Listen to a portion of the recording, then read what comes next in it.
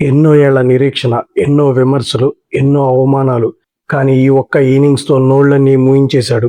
విరాట్ కోహ్లీ రికార్డును బద్దలుకొట్టాడు. వెస్టిండీస్ కలలను కలలుగానే మిగిల్చాడు. సెమీఫైనల్లో అడుగుపెట్టిన team India. Sanju Samson the real boss. నిన్న ఈడెన్ గార్డెన్స్‌లో జరిగింది మామూలు మ్యాచ్ కాదు. ఒక high voltage thriller. Do or die match. ఓడిపోతే ఇంటికే, గెలిస్తే సెమీస్‌కే. ఇలాంటి టైంలో ఒక ప్లాన్ బితో టీంలోకి వచ్చిన సంజు శాంసన్ టీమిండియా హిస్టరీలోనే బిగ్గెస్ట్ చేజింగ్ని ఫినిష్ చేశాడు. అసలు వెస్టిండీస్ ఎక్కడ తప్పు చేసింది? సంజు ఇన్నింగ్స్ ఎందుకు అంత స్పెషల్? గంభీర్ ఏమన్నాడు? ఫుల్ అనాలిసిస్ ఈ వీడియోలో చూద్దాం.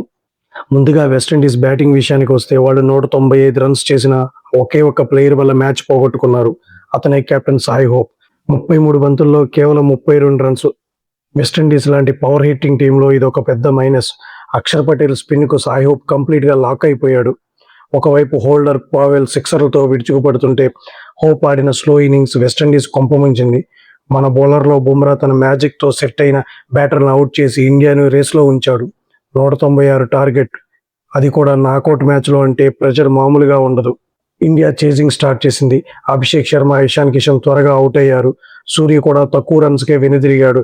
కానీ ఒకవైపు వికెట్లు పడుతున్న సంజు శాంసన్ ఏమాత్రం భయపడలేదు. కేవలం 26 బంతుల్లోనే హాఫ్ సెంచరీ పూర్తి చేసుకున్నాడు. ముఖ్యంగా అకేలా హుసేన్ ఓవర్లో అతను కొట్టిన సిక్సర్లు మ్యాచ్ స్వరూపాన్నే మార్చేశాయి.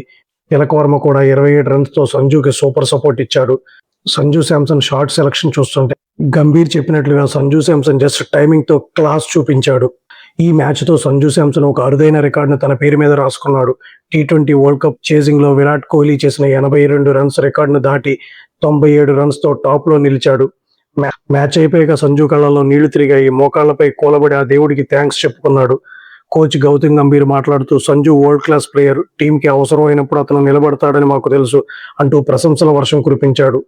అటు సాయి హోప్ కూడా తన స్లో ఇన్నింగ్స్ వల్లే ఓడిపోయామని ఒప్పుకోక తప్పలేదు. మొత్తానికి సంజు శాంసన్ ఒక లక్కీ హీరోగా మారి ఇండియాను సెమీస్కు చేర్చాడు.